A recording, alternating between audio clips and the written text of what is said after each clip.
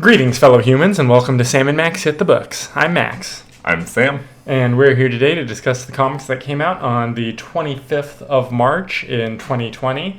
I guess now would be a good time to mention that, as far as I'm aware, this is most likely going to be the last time I will be able to get new comics before the Diamond distributor shutdown causes us to have no longer received new comics. So we will keep you posted as far as that goes. Yeah. But we're going to start the lightning round this week with the, let's see what it actually is.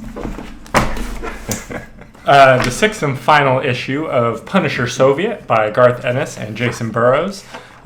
We get our finish to the big Russian army betrayer / corrupt Senate plot, which, honestly, the whole connection to the government angle was very nebulous to me until we were reminded of it in this last issue here. Oh, yeah.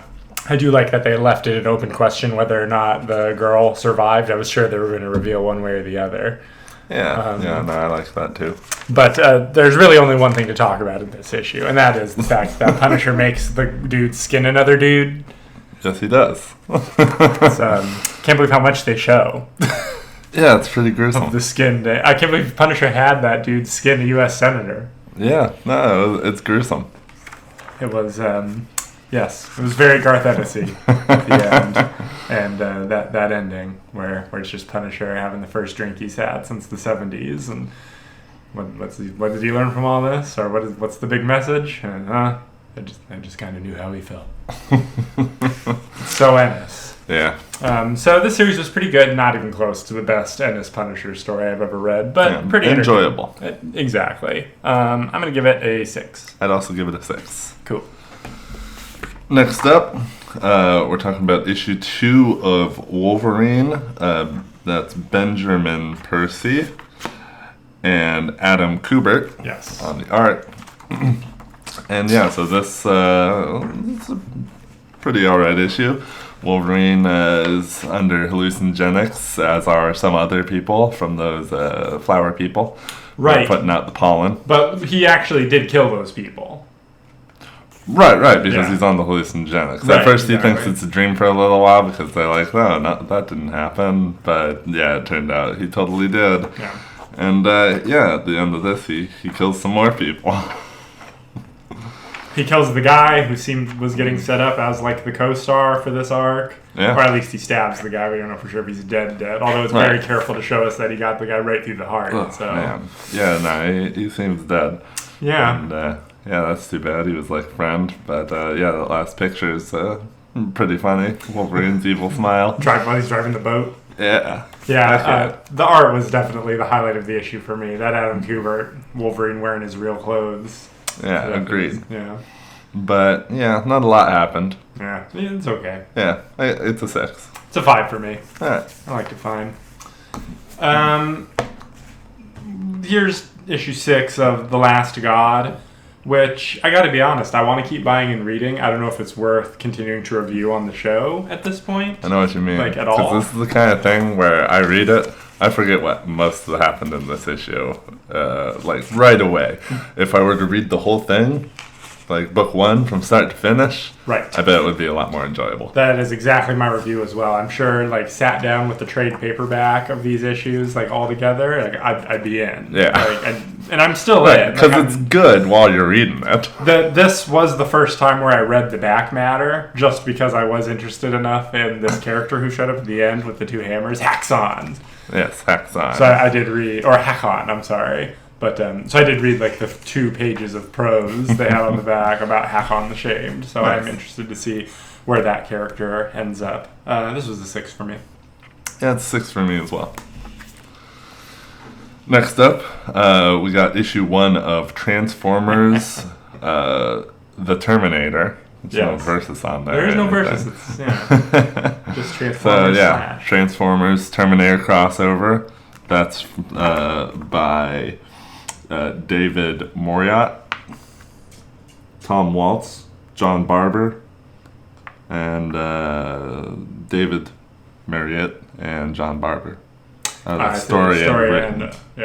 Yes. An art by Alex Milne. Yeah, and Alex Milne drew both of the Transformers comics we're going to talk about today. And let me say that that's the only reason I'm even still buying Transformers comics is because we might get one of these real good bot artists. Right.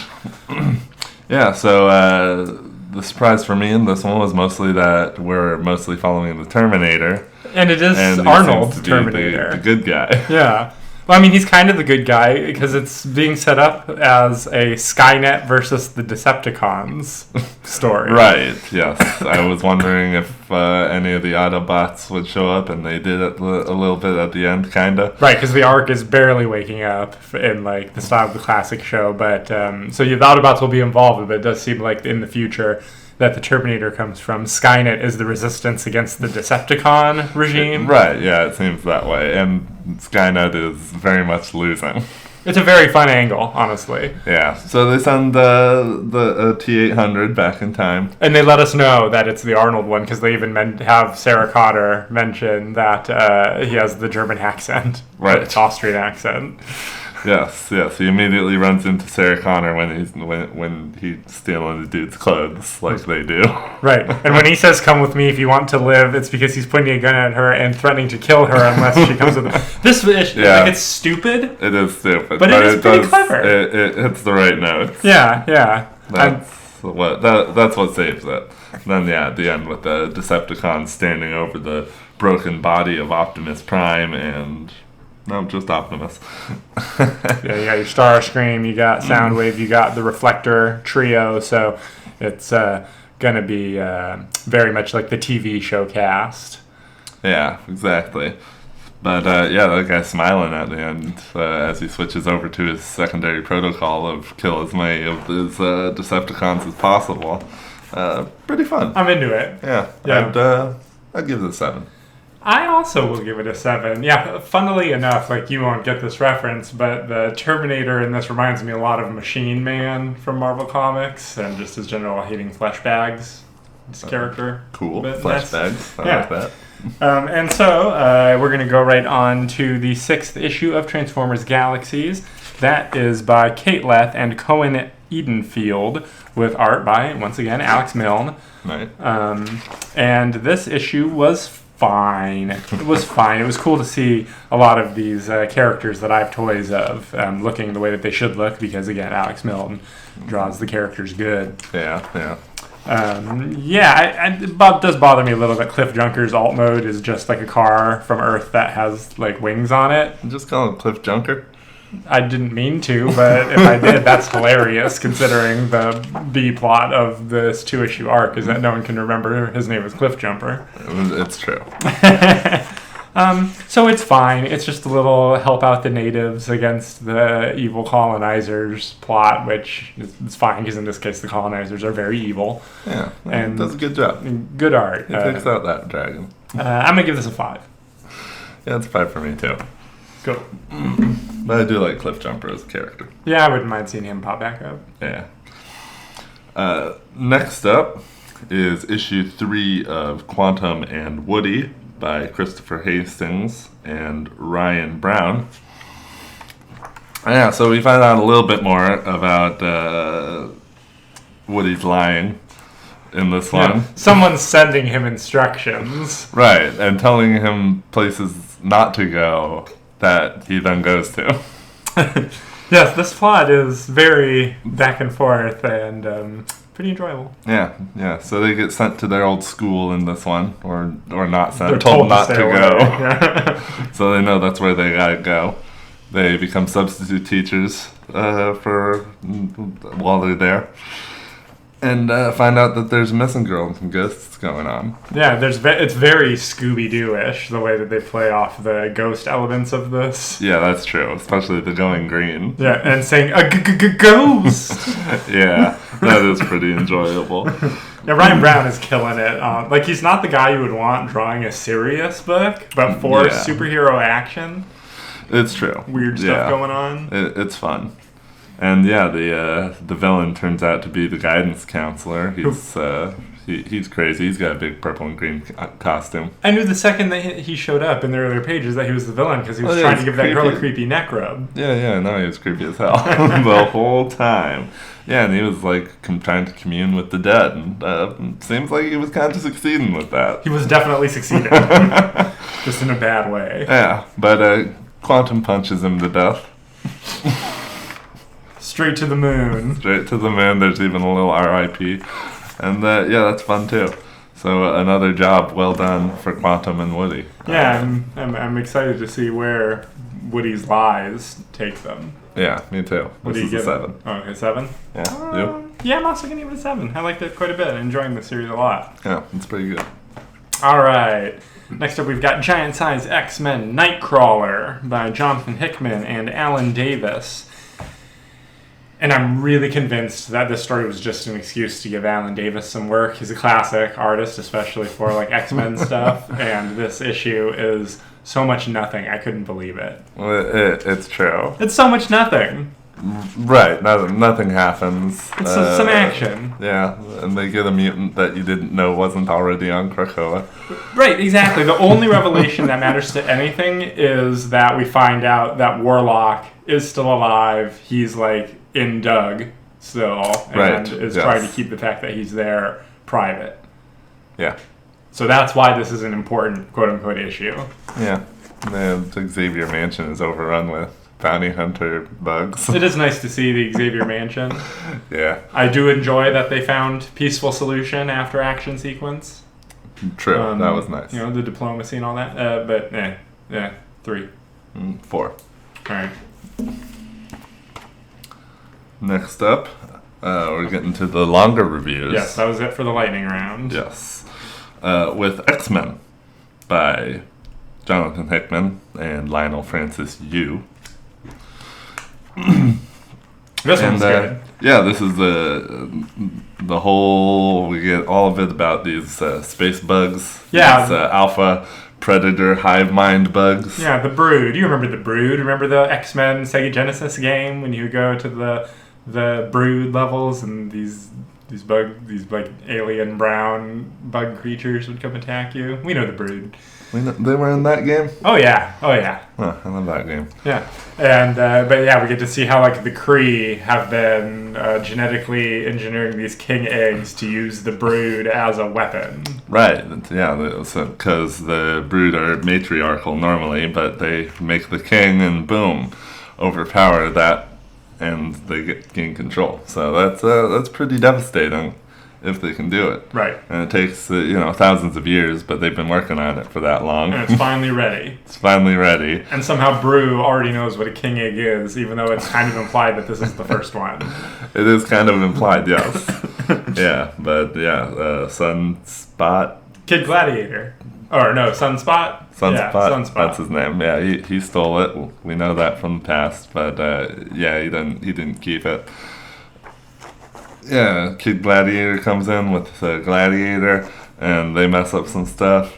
They shoot the Accuser into space, which was pretty funny. Yeah, I'm now kind of unsure whether that's actually supposed to be Ronin. I know. Or not. I'm very unsure. They never refer to him as Ronin. And He's just the Accuser. And I don't remember if they did in the previous issue. Me either. I think I said Ronin when we were reviewing it. You definitely did. Right? But I just don't know. I don't know.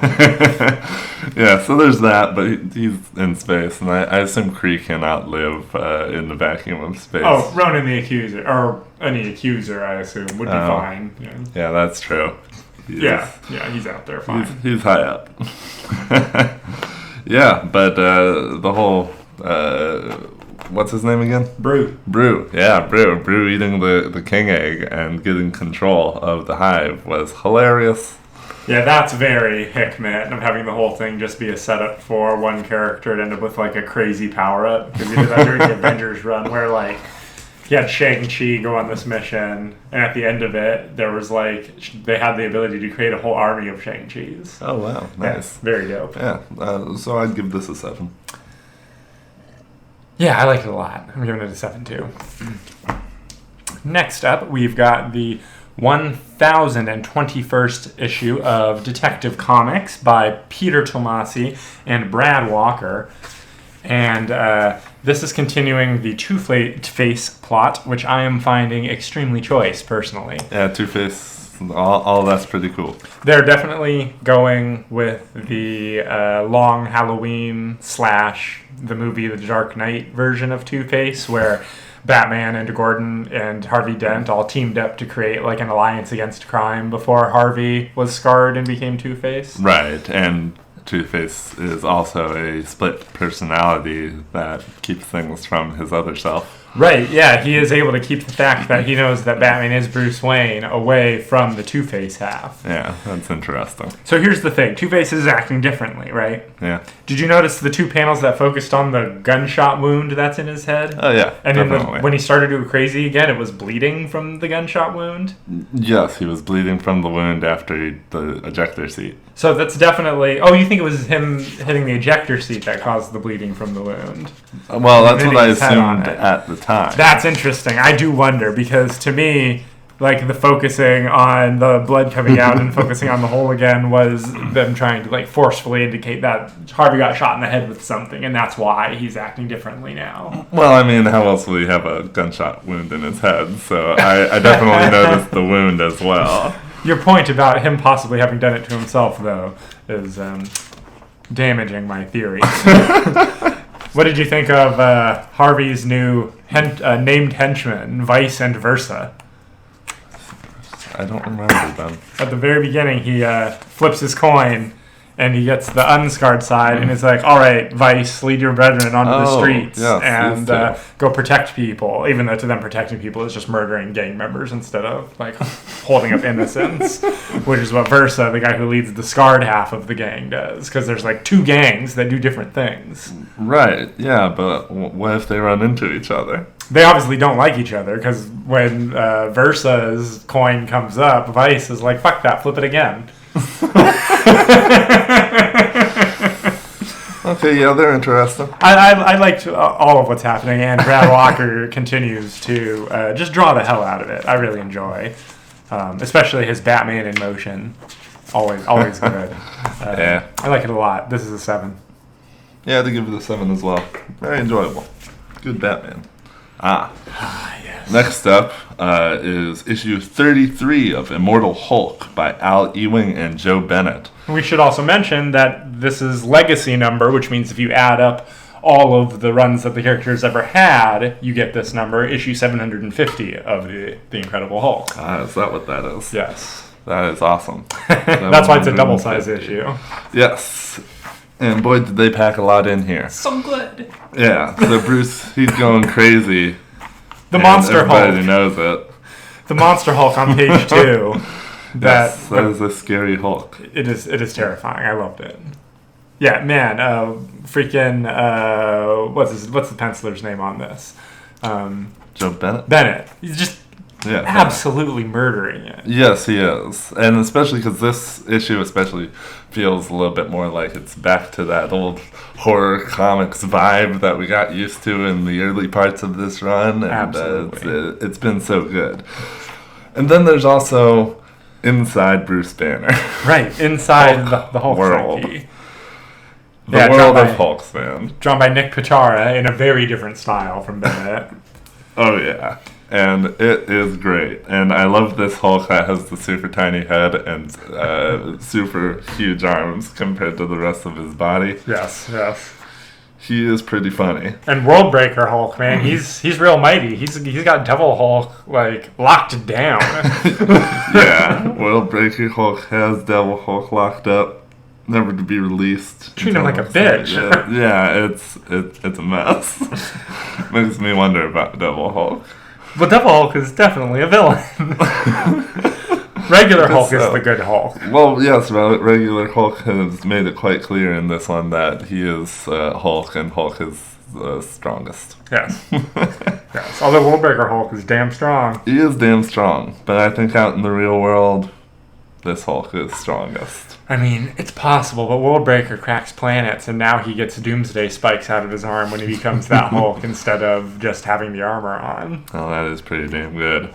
How about when, he transforms by coming out of Banner? I love that. I love that we got ripped up pieces of Banner just flying all over the place as, the Hulk tears himself out, starting from the mouth.